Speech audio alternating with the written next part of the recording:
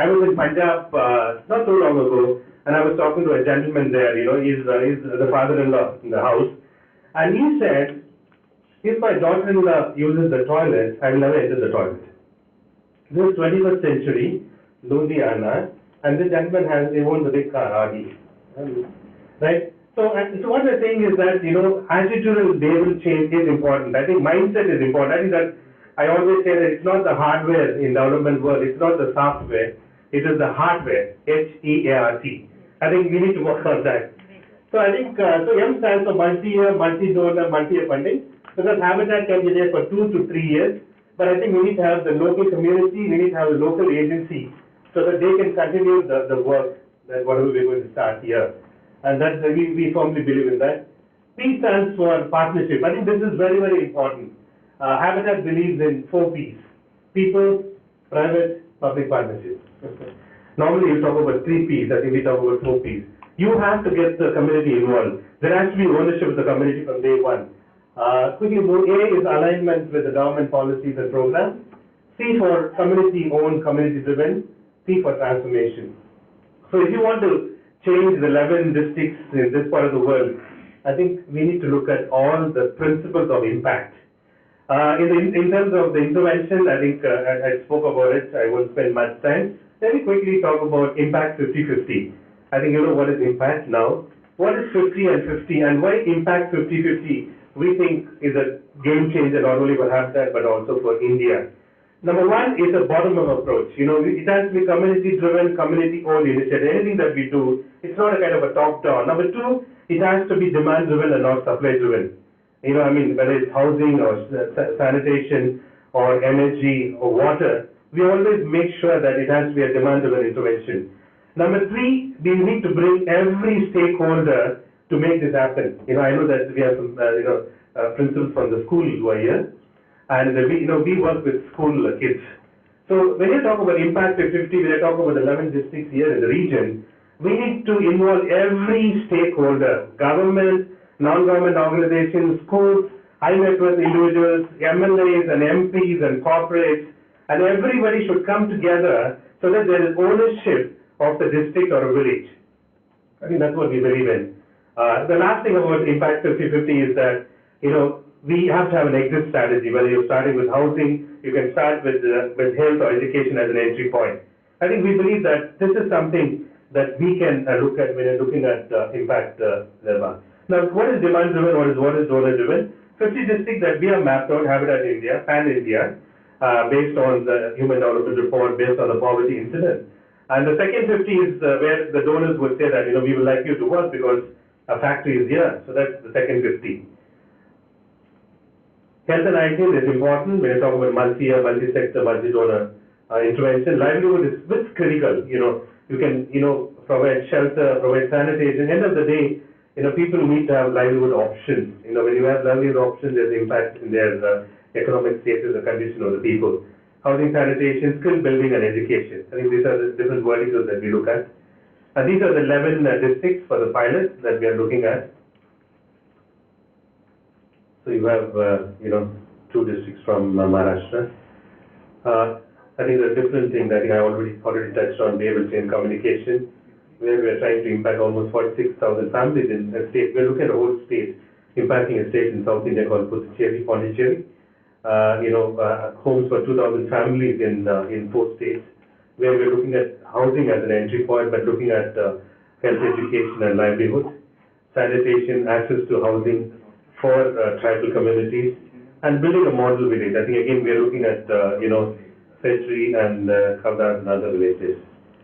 So I think building a model village, I think is something that we were just discussing just before we started this interaction. So I think Government of Maharashtra is very much committed to this changing 1,000 villages, and I think we want to be part of this campaign, both in terms of shelter and sanitation. We have done a needs assessment of 3 villages. I know the first lady is also involved in these villages.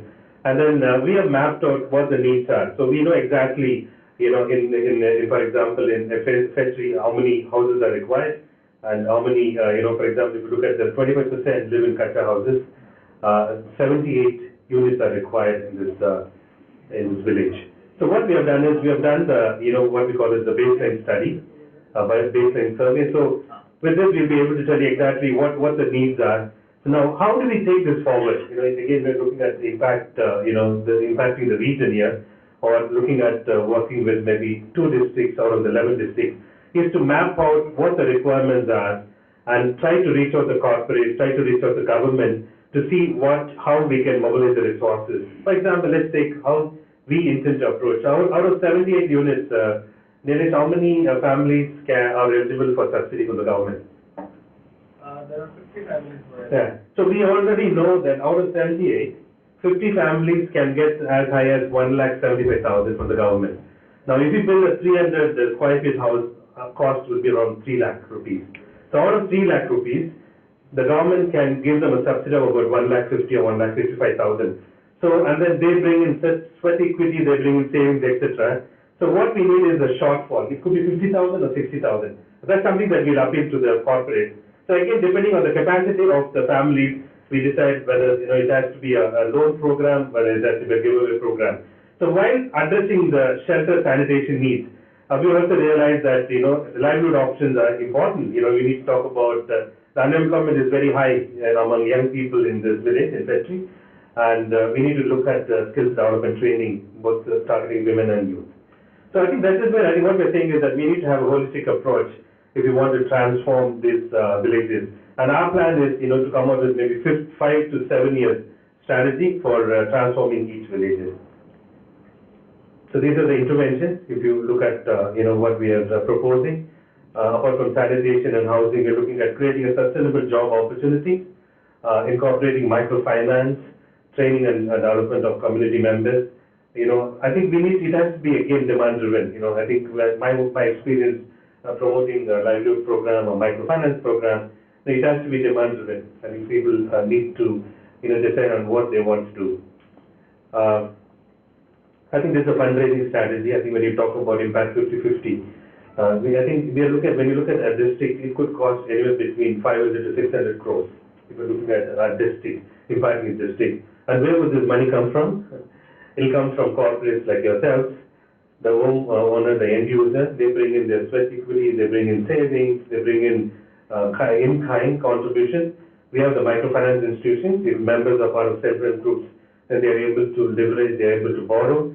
And I think the important thing that we need to tap is the government subsidies. I think in the last 3 to 4 years, my experience is that the government subsidies are being dispersed to the people, and people are getting the money. Whether you're talking about sanitation, the 12,000 rupees, or we're talking about housing, 1,50,000, and in Tamil Nadu it goes up to 2 lakhs. So this subsidy is actually getting dispersed to the people, and with Aadhaar card and with all the smart system that we have. So I think that's the composition in terms of our strategy. So again, we need to understand that we can do 50 houses with corporate funding, but how do we do 500,000 houses? I think that's where you need to bring in government, you need to bring in financial institutions, so that you're able to scale it up, you're able to ensure that it impacts in the community, and you're able to promote a sustainable model. I think I'll stop here. Thank you. And I'll take on questions later.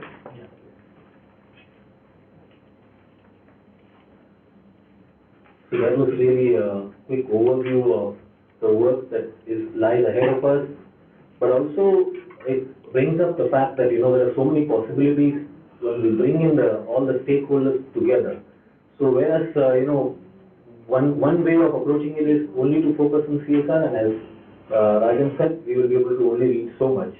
The corporate will be happy because they have been able to impact so many lives. But at the same time, when you bring all the multi-stakeholder interventions, which takes time, no doubt, takes time, effort, you really have to go a lot of back and forth in terms of meetings.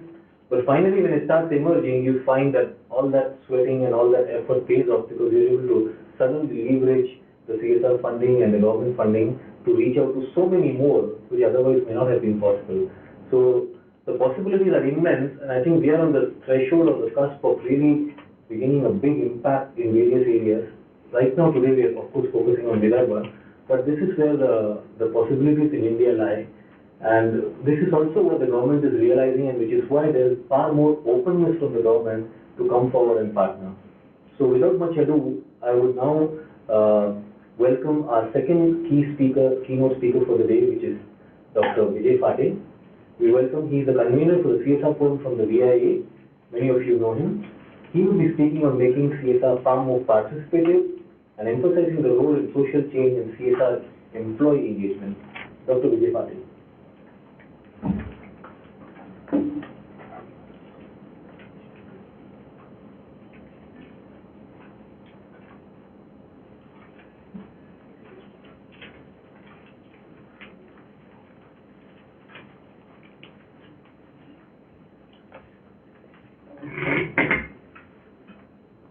Good evening, friends.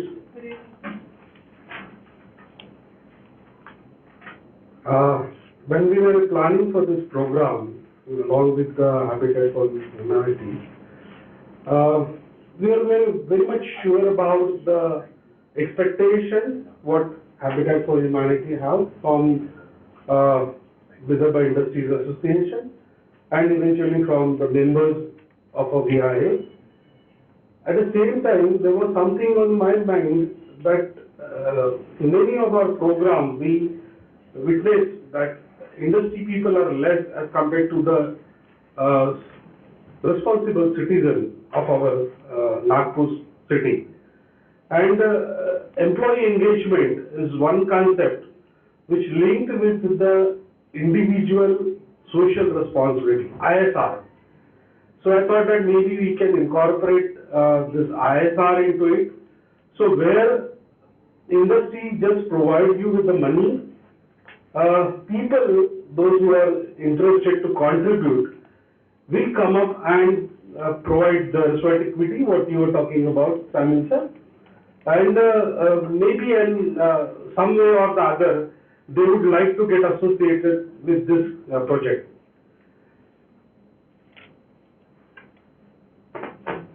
Let me, for the sake of those who are not so familiar with the CSR, like to introduce what is CSR is all about.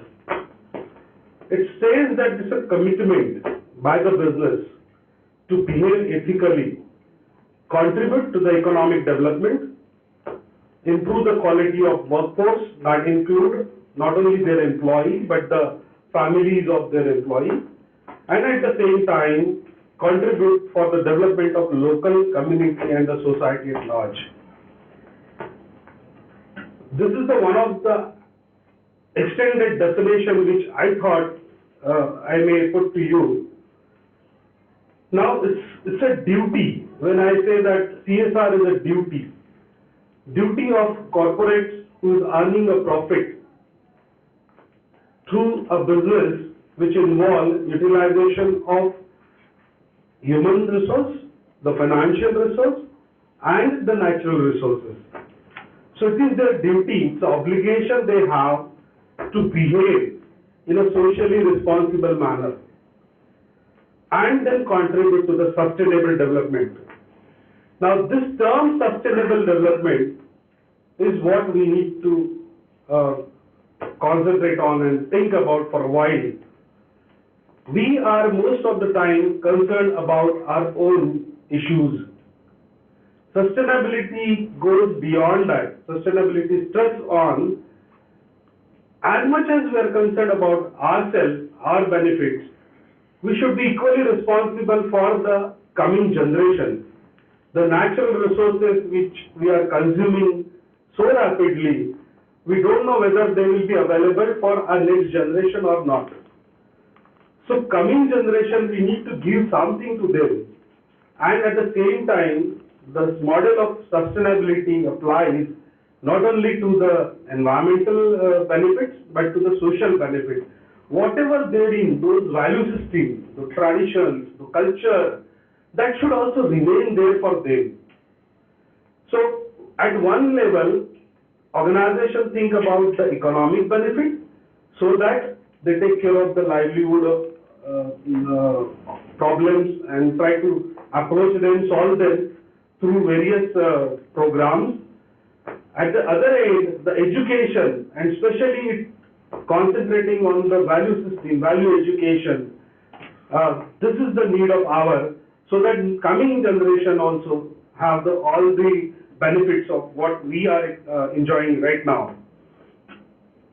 Now, there is something which you might have observed, that from single bottom line to triple bottom line. Now, single bottom line was the profit. So, basically organizations are born with the sole objective of earning profit. Gradually they found out that while doing so, they need to take care of their employee as well, because they are the sole supporter for the objective. So they extended that to people, but the extension was only for the employee. CSR goes beyond that. You know, if any of you know about the laws of CSR, which are incorporated by the Ministry of Corporate Affairs, they clearly state that anything which is done for the benefit of the employee is not accounted in the CSR activity. So, extension of that people to the society is done. And lastly, now the planet or the environment which is there. So now this triple line extension is what we need to concentrate while achieving the CSR objective. I have coined this strategic CSR definition. These are the projects and programs that are directed at ensuring the sustainability. So sustainability is the objective. They are aligned with the core business competencies. So whatever your business, what competencies you are enjoying, you should extend those competencies into achieving the sustainability. So Habitat for Humanity has a competency in the domain of providing the shelters and take care of sanitation. They are extending those competencies along with the industry. That is what for me is a strategic CSR. And at the same time, creating a sustainable competitive advantage. Now this, all three together forms a strategic CSR. Now who should do the CSR? It's a business organization for profit. Now organization is a legal entity. There is nobody there in organization. But then it is driven by the board of directors. So responsibility to contribute to the social development and sustainable development of environment is lies with the board of directors. They constitute the CSR committee, and the CSR committee along with the CSR team and employee directly implements the CSR program. Now my topic begins from this direct CSR intervention. There is another indirect CSR intervention which is through the implementing partners. You might have aware that as Habitat for Humanities is one of the implementing partners through which they want corporate to contribute for the fund, and they will going to implement the projects. Sometimes it is done by the corporate directly. Now this direct intervention is through the employee. So here employee engagement is today's my topic, and that is what I want to drive you all.